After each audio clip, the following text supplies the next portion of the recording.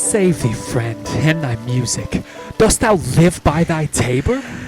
No, sir. I live by the church. Art thou a churchman? No such matter, sir. I do live by the church, for I do live at my house, and my house doth stand by the church. So thou mayst say, the king lies by a beggar, if a beggar dwell near him, or the church stands by thy tabor, if thy tabor stand by the church. You have said, sir. To see this age, a sentence is but a cheverel glove to a good wit. How quickly the wrong side may be turned outward. Nay, that's certain.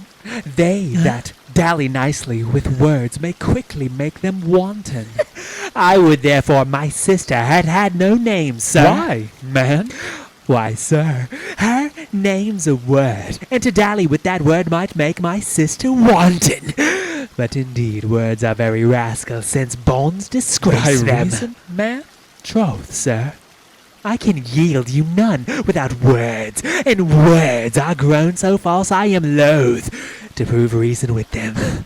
I warrant thou art a merry fellow, and carest for nothing. Not so, sir. I do care for something, but in my conscience, sir, I do not care for you. If that be to care for nothing, sir, it would make you invisible. Art not thou the Lady Olivia's fool? No, indeed, sir. The Lady Olivia has no folly. She will keep no fool, sir, till she be married, and fools are as like husbands as pilchards are to herrings. The husband's the bigger. I am indeed not her fool, but her corrupter of words. I saw thee late at the Count Orsino's. Foolery, sir. Does walk about the orb like the sun. It shines everywhere. I would be sorry, sir, but the fool should be as oft with your master as with my mistress. I think I saw your wisdom there. Nay, now pass upon me. I'll no more with thee. Hold, there's expenses for thee. Now Jove, in his next commodity of hair, send me a beard. By my troth, I'll tell thee, I am almost sick for one, though I would not have it grow on my chin. Is thy lady within? Would not a pair of these have bread, sir? Yes, being kept together and put to use. I would play Lord Pandarus of Phrygia, sir, to bring a Cressida to this Troilus. I understand you, sir. 'Tis well begged. The matter, I hope, is not great, sir. Begging but a beggar. Cressida was a beggar. My lady is within, sir. I will conster to them whence you come. Who you are and what you would are out of my welkin. I might say element, but the word is overworn. This fellow is wise enough to play the fool, and to do that well craves a kind of wit. He must observe their mood on whom he jests, the quality of persons, and the time, and like the haggard, check at every feather that comes before his eye. This is a practice as full of labor as a wise man's art, for folly that he wisely shows is fit. But wise men, folly fallen, quite taint their wit.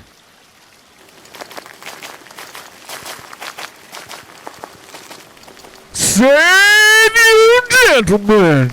And you, sir? Dear regard, monsieur! Êtes-vous aussi votre serviteur? I hope, sir, you are, and I am yours. Will you encounter the house? My niece is desirous you should enter, if your trade be to her. I am bound to your niece, sir. I mean, she is the list of my voyage. Taste your legs, sir. Put them in motion. My legs do better understand me, sir, than I understand what you mean by bidding me taste my legs. I mean to go, sir, to enter. I will answer you with gate and entrance, but we are prevented. Most excellent, accomplished lady, the heavens rain odors on you. That youth's rare courtier, rain odors well. My matter hath no voice, lady. but to your own most pregnant and vouchsafed ear. Otis, pregnant and vouchsafed? I'll get 'em all three already. Let the garden door be shut, and leave me to my hearing.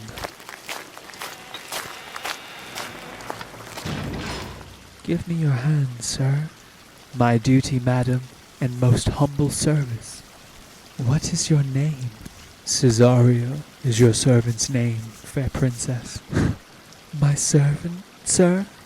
'Twas never merry world since lowly feigning was called compliment. Your servant to the Count Orsino, youth, and he is yours, and his must needs be yours. Your servant's servant is your servant, madam. For him, I think not on him, for his thoughts would they were blanks, rather than filled with me. Madam, I come to whet your gentle thoughts on his behalf. Oh, by your leave, I pray you, I bade you never speak again of him, but would you undertake another suit? I had rather hear you to solicit that than music from the spheres. Dear lady, give me leave, beseech you. I did send. After the last enchantment, you did hear a ring in chase of you. So did I abuse myself, my servant, and I fear me you. Under your hard construction must I sit, to force that on you in a shameful cunning, which you knew none of yours. What might you think? Have you not set mine honor at the stake, and baited it with all the unmuzzled thoughts that tyrannous heart can think? To one of your receiving enough is shown. A cypress, not a bosom, hides my heart. So let me hear you speak. I pity you. That's a degree to love. No, not to grise, for 'tis a vulgar proof that very oft we pity enemies. Why then, methinks 'tis time to smile again. O world, how apt the poor are to be proud. If one should be a prey, how much the better to fall before the lion than the wolf. The clock upbraids me with the waste of time.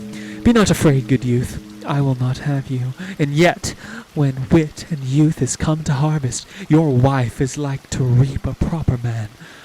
There lies your way, due west. Then westward ho! Grace and good disposition attend your ladyship. You'll nothing, madam, to my lord by me? Stay, I prithee tell me what thou thinkest of me. That you do think you are not what you are. If I think so, I think the same of you. Then think you right? I am not what I am. I would you were as I would have you be. Would it be better, madam, than I am? I wish it might, for now I am your fool. Oh, what a deal of scorn looks beautiful in the contempt and anger of his lip! A murder's guilt shows not itself more soon than love that would seem hid. Love's night is noon. Cesario, by the roses of the spring, by maidhood, honor, truth, and everything, I love thee, so that maugre all thy pride, nor wit, nor reason can my passion hide. Do not extort thy reasons from this clause, for that I woo, thou therefore hast no cause, but rather reason thus with reason fetter.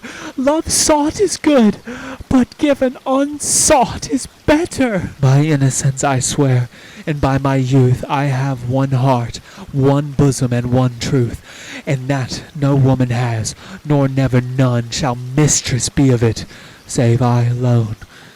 And so, adieu, good madam. Never more will I my master's tears to you deplore. Yet come again, for thou perhaps mayst move that heart which now abhors to like his love.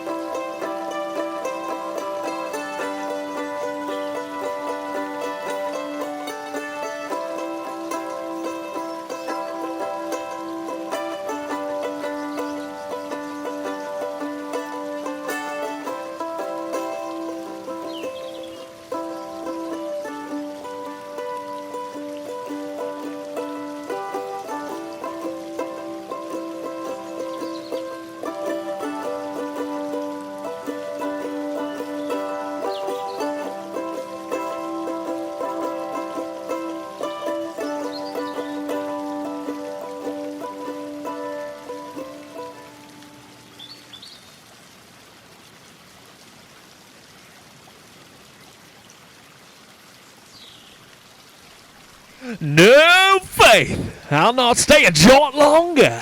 Thy reason, dear Venom. Give thy reason. You must needs yield your reason, Sir Andrew. Mary, I saw your niece do more favors to the Count's servingman than ever she bestowed upon me. I saw in the orchard. Did she see thee the while, old boy? Tell me that, as plain as I see you now. This was a great argument of love in her toward you. What? Will you make an ass of me? I will prove it legitimate, sir, upon the oaths of judgment and reason. And they have been grand jurymen since before Noah was a sailor. She did show favor to the youth in your sight only, to exasperate you, to awake your dormouse valor, to put fire in your heart and brimstone in your liver. You should then have accosted her, and with some excellent jests, fire new from the mint, you should have banged the youth into dumbness. This was looked for at your hand, and this was balked. The double guilt of this opportunity you let time wash off, and you are now sailed into the north of my lady's opinions, where you will hang like an icicle on a Dutchman's beard, unless you do redeem it by some laudable attempt either of valor or policy. And it be any way, it must be with valor, for policy I hate. I had his leave be a brownist as a politician. I've been building my fortunes upon the basis of valor. Challenge me the Count's youth to fight with him. Heard him in 11 places. My niece shall take note of it, and assure thyself there is no love broker in the world can more prevail in man's commendation with women than report of valor. There is no way but this, Sir Andrew. Will either of you bear me a challenge to him? Go riding in a martial hand. Be cursed and brief. It is no matter how witty, so it be eloquent and full of invention. Daunt him with the license of ink. If thou him some thrice, it shall not be amiss. And as many lies as will lie in thy sheet of paper, although the sheet were big enough for the bed of where in England, set 'em down. Go about it. Let there be gold enough in thy ink. Though thou write with a goose pen, no matter about it. Where shall I find you? We'll call thee at the cubiculo. Go. This is a dear mannequin to you, Sir Toby. I have been dear to him, lad. Some 2,000 strong, or so. We shall have a rare letter from him, but you'll not deliver it? Never trust me then, and by all means stir on the youth to an answer. I think oxen and Wayne ropes cannot hail them together. For Andrew, if he were opened, and you find so much blood in his liver as will clog the foot of a flea, I'll eat the rest of the anatomy. And his opposite, the youth, bears in his visage no great presage of cruelty. Look where the youngest friend of mine comes. If you desire the spleen, and will laugh yourselves into stitches, follow me. Yond gull Malvolio is turned heathen, a very renegado. For there is no Christian that means to be saved by believing rightly, can ever believe such impossible passages of grossness. He's in yellow stockings, And cross-gartered. most villainously, like a pendant that keeps a school at the church. I have dogged him like his murderer. He does obey every point of the letter that I drop to betray him. He does smile his face into more lines than is in the new map with the augmentation of the Indies. You have not seen such a thing as 'tis. I can hardly forbear hurling things at him. I know my lady will strike him. If she do, he'll smile and take it for a great favor. Come, bring us where he is.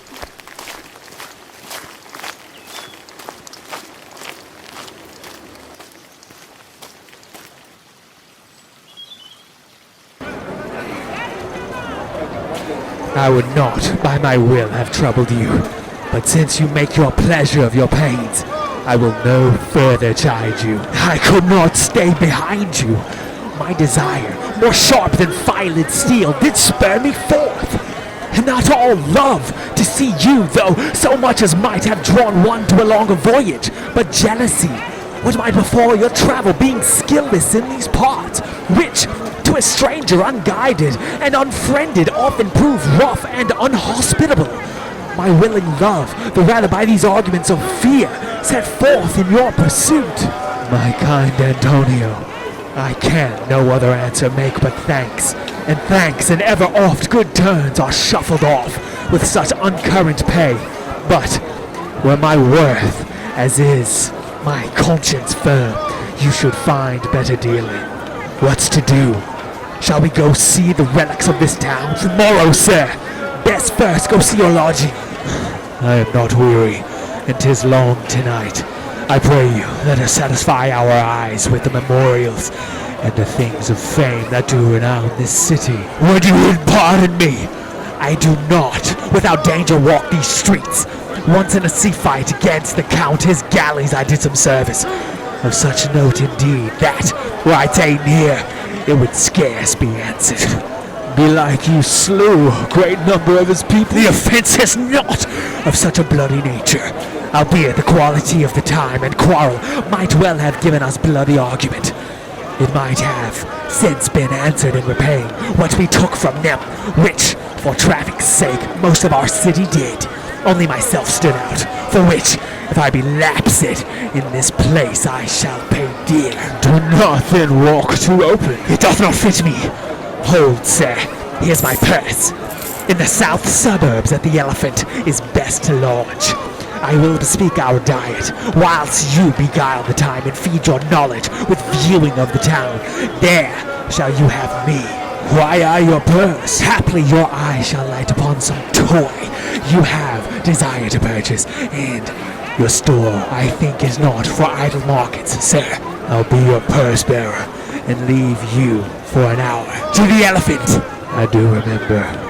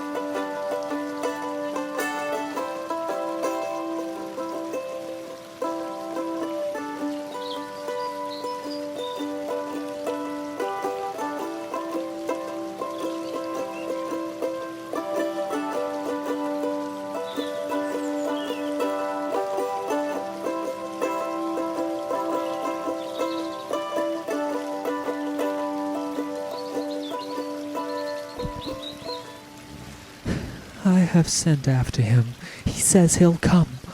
How shall I feast him? What bestow of him? For youth is bought more oft than begged or borrowed. I speak too loud. Where's Malvolio?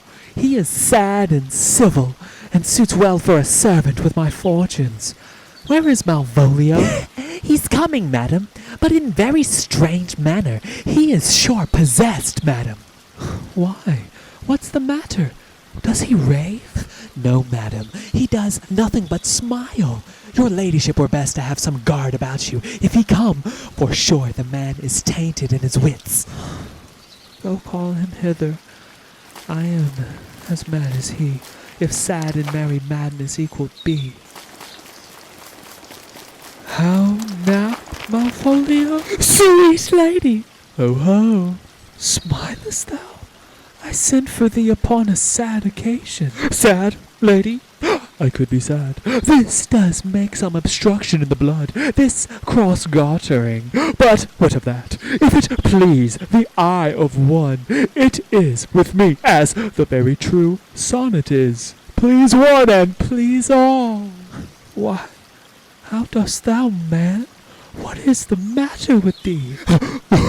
Not black in my mind, though yellow in my legs. It did come to his hands, and commands shall be executed. I think we do know the sweet Roman hand.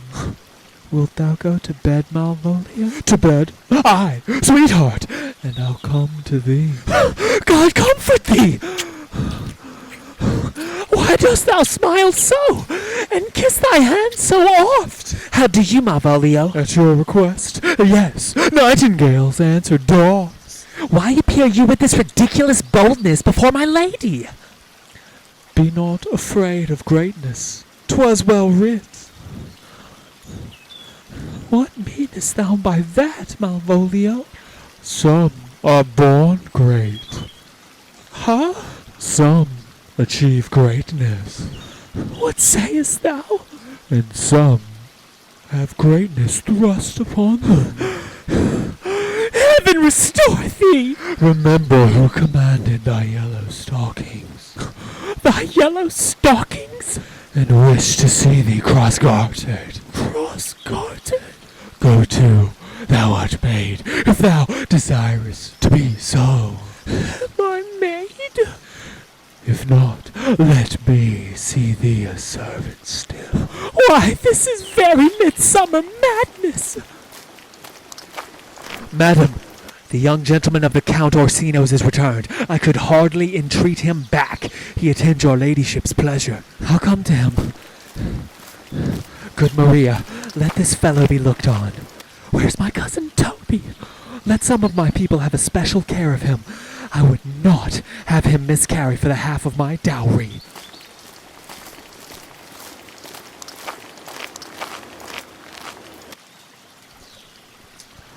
Oh ho!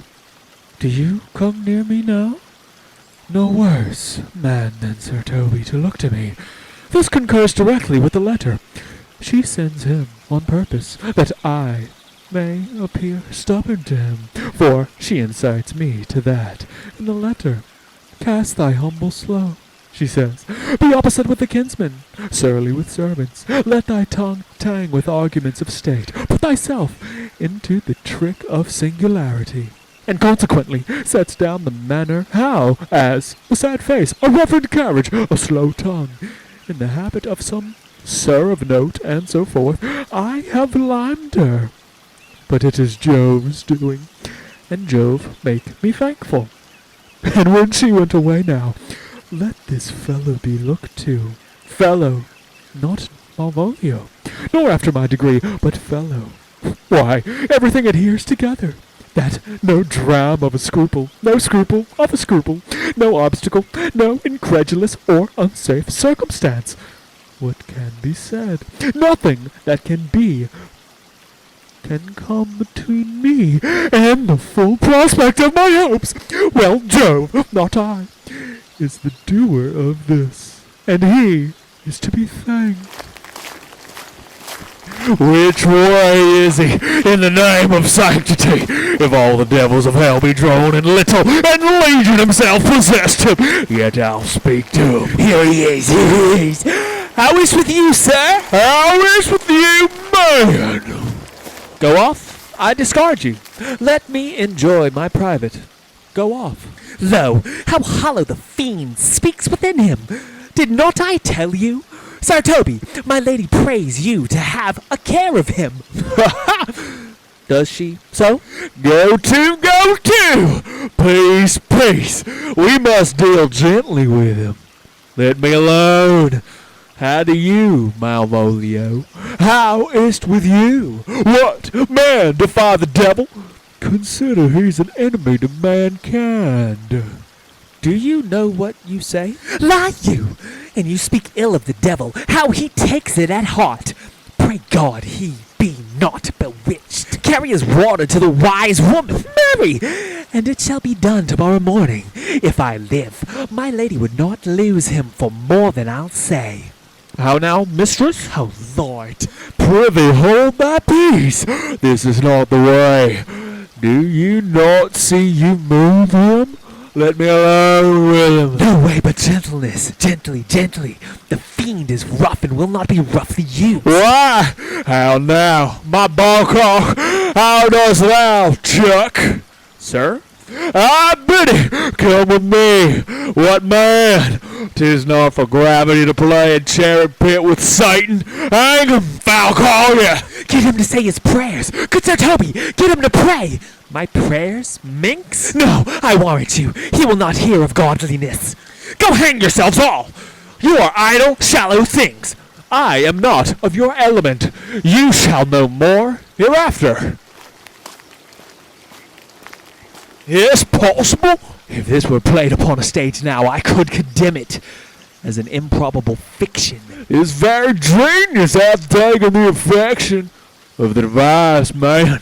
Nay, pursue him now, lest the device take air and taint. Why, we shall make him mad indeed. The house will be the quiet. Come, we'll have him in a dark room and bound. My niece is already in the belief that he's mad. We may carry it thus, for our pleasure and his penance, till our very pastime, tired out of breath, prompt us to have mercy on him, at which time we will bring the device to the bar and crown thee for a finder of madmen. But see, More matter for a May morning. here's the challenge. Read it. I warrant there's vinegar and pepper in. Is so saucy? Aye, yes. I warned him. Do but read. Give me. Youth, whatsoever thou art but a scurvy fellow. Good and valiant. Wonder not, nor admire not in thy mind why I do call thee so, for I will show thee no reason for it. A good note that keeps you from the blow of the law. Thou comest to the Lady Olivia, and in my sight she uses thee kindly, but thou liest in thy throat. That is not the matter I challenge thee for. Very brief, and to exceeding good sense less. I will waylay thee going home, where if it be thy chance to kill me. Good. Thou kill'st me like a rogue and a villain. Still you keep on the windy side of the law. Good. Fare thee well, and God have mercy upon one of our souls. He may have mercy upon mine, but my hope is better. And so look to thyself, thy friend, as thou usest him, and thy sworn enemy, Andrew Ogcheek.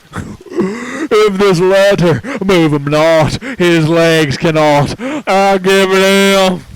You may have very fit occasion for it. He is now in some commerce with my lady, and will by and by depart. Go, Sir Andrew, scour me for him at the corner of the orchard like a bum bailey. So soon as ever thou seest him, draw, and as thou drawest, swear horrible, for it comes to pass off that terrible oath, with a swaggering accent sharply twanged off, gives manhood more probation than ever proof itself would have earned him. Why, nay, let me alone for swearing.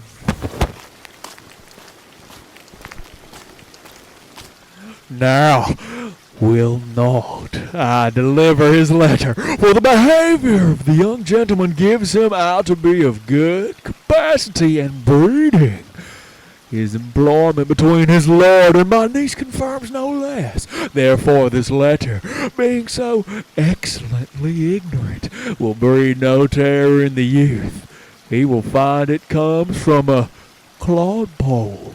But, sir, I will deliver his challenge by word of mouth, set upon augur cheek a notable report of valor, and drive this gentleman, as I know his youth will happily receive it, into a most hideous opinion of his rage, skill, fury, and impetuosity. This will so fright them both that they will kill one another by the look, like cockatrices. Here he comes with your niece. Give them way till he take leave, and presently after him. I will meditate the while upon some horrid message for a challenge.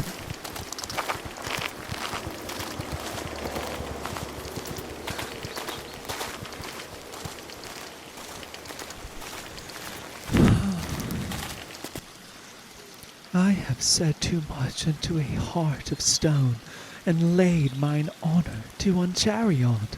There's something in me that reproves my fault, but such a headstrong, potent fault it is, that it but mocks reproof. With the same behavior that your passion bears, goes on my master's griefs. Here, wear this jewel for me. 'Tis my picture, refuse it not. It hath no tongue to vex you, and I beseech you come again tomorrow. What shall you ask of me that I'll deny, that honor saved may upon asking give? Nothing but this, your true love for my master. How with mine honor may I give him that which I have given to you? I will acquit you. Will come again tomorrow. Fare thee well. A fiend like thee might bear my soul to hell.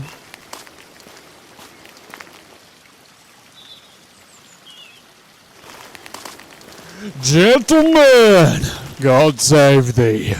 And you, sir? That defense thou hast, but take thee to it. Of what nature the wrongs are thou hast done him, I know not, but thy interceptor, full of despite, bloody ass, the hunter, attends thee at the orchard end. Dismount thy tuck, be are in thy preparation, for thy assailant is quick, skillful, and deadly. You mistake, sir. I am sure no man hath any quarrel to me. My remembrance is very free and clear from any image of offense done to any man. You'll find it otherwise, I'll assure you. Therefore, if you hold your life at any price, betake you to your God, for your opposite hath in him what youth, strength, skill, and wrath can furnish man withal. I pray you, sir, what is he? He is not dubbed with unhatched rapier and on carpet consideration, but he is a devil in private brawl. Souls and bodies hath he divorced 3, and his incensement at this moment is so implacable that satisfaction can be none but by pangs of death and sepulchre. Hobnob is his word. Give it or take it. I will return again into the house and desire some conduct of the lady. I am no fighter. I have heard of some kind of men that put quarrels purposely on others to taste their valor. Belike this is a man of that quest. Sir, no. His indignation derives itself out of a very competent injury. Therefore get you on, and give him his desire. Back you shall not to the house, unless you undertake that with me which with as much safety you might answer him. Therefore on, or strip your sword stark naked, for metal you must, that's certain, or forswear to wear on about you. This is as uncivil as strange. I beseech you, do me this courteous office, as to know of the knight what my offense to him is. It is something of my negligence, nothing of my purpose. I will do so.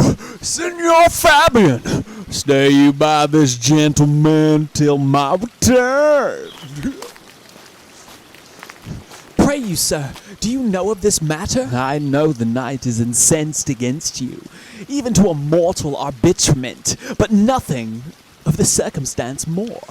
I beseech you, what manner of man is he? Nothing of that wonderful promise, to read him by his form, as you are like to find him in the proof of his valour. He is indeed, sir, the most skilful, bloody, and fatal opposite that you could possibly have found in any part of Illyria. Will you walk towards him? I will make your peace with him if I can. I shall be much bound to you for it. I am one that had rather go with Sir Priest than Sir Knight. I care not who knows so much of my mettle.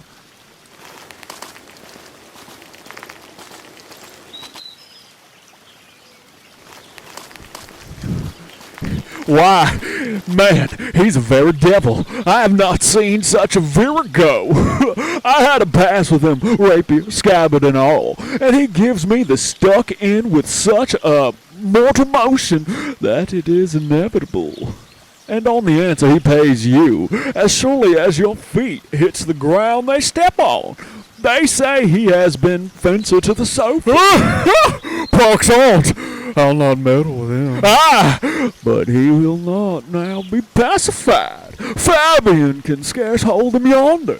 Plague on't, and I thought he had been valiant, and so cunning in fence. I'd have seen him damn dead ere I'd have challenged him. Let the matter slip, and I'll give him my horse, Grey Capulet. I'll make the motion. Stand here, make a good show on't. This shall end without the perdition of souls. Marry, I'll ride your horse as well as I ride you. I have his horse to take up the quarrel. I persuaded him the youth's a devil. He is as horribly conceited of him, and pants, and looks pale, as if a bear were at his heel. There's no remedy, sir. He will fight with you for his oath's sake. Marry, he had better bethought him of his quarrel, and he finds that now scarce to be worth talking of. Therefore draw for the supportance of his vow. He protests he will not hurt you. Pray God defend me. A little thing would make me tell them how much I lack of a man. Give ground if you see him furious. Come, Sir Andrew, there's no remedy. The gentleman will, for his honour's sake, have one bout with you. He cannot by the duel avoid it. But he has promised me, as he is a gentleman and a soldier, he will not hurt you. Come on, Dad! Pray God he keep it though. I do assure you 'tis against my will. Put up your sword! If this young gentleman have done offence, I take the fault on me. If you offend him, I for him defy you. Yes, sir! Why, what are you? One, sir, that for his love dares yet do more than you have heard him brag to you he will. Nay, if you be an undertaker, I'm for you. Oh, good Sir Toby, hold!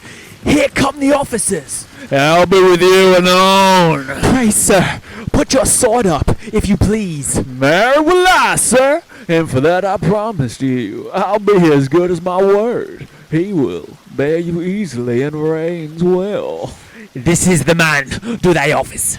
Antonio, I arrest thee at the suit of Count Orsino. You do mistake me, sir. No, sir, no jot.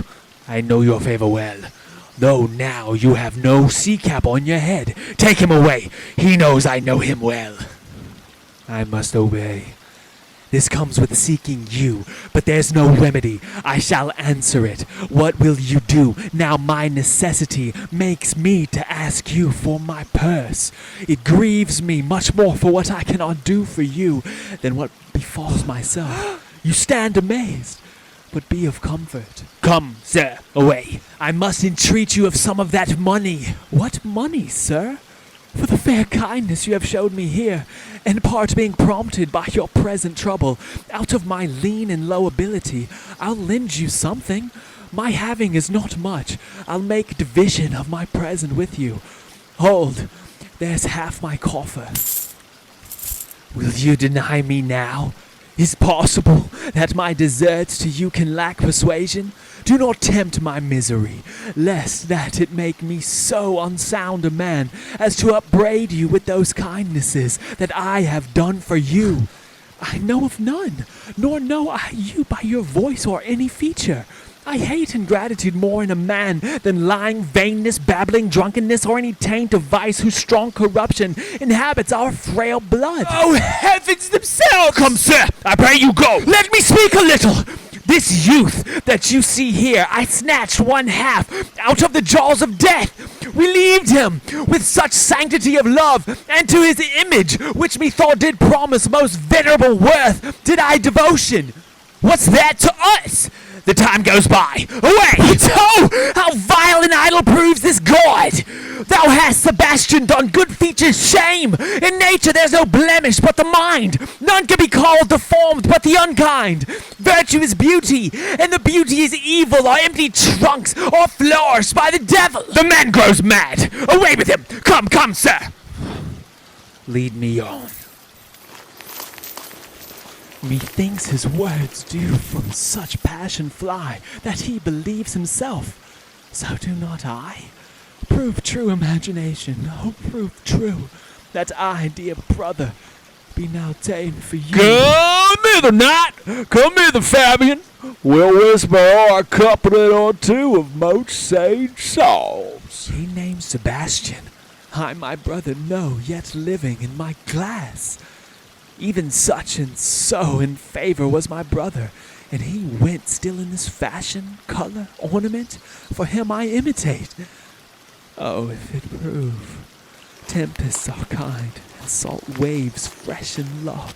A very dishonest paltry boy, and more a coward than a hare. His dishonesty appears in leaving his friend here in necessity and denying him, and for his cowardship, ask Fabian.